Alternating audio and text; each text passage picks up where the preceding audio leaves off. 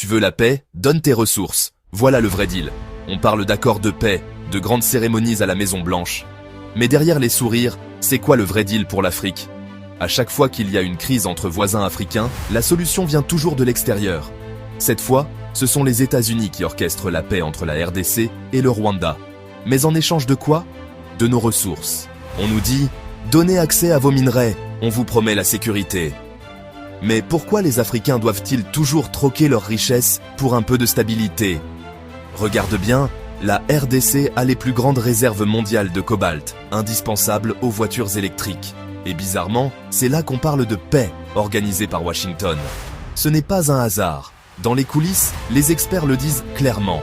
Ces accords ne sont pas gratuits.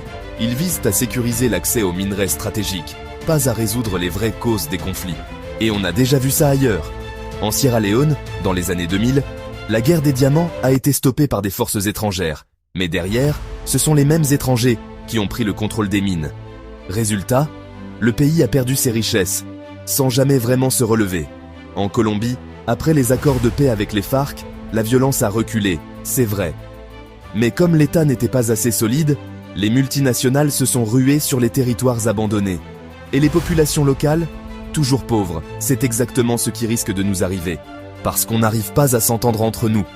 On laisse d'autres décider de notre avenir. Ce n'est pas juste un accord de paix. C'est un pacte. Ressources stratégiques contre promesses de paix.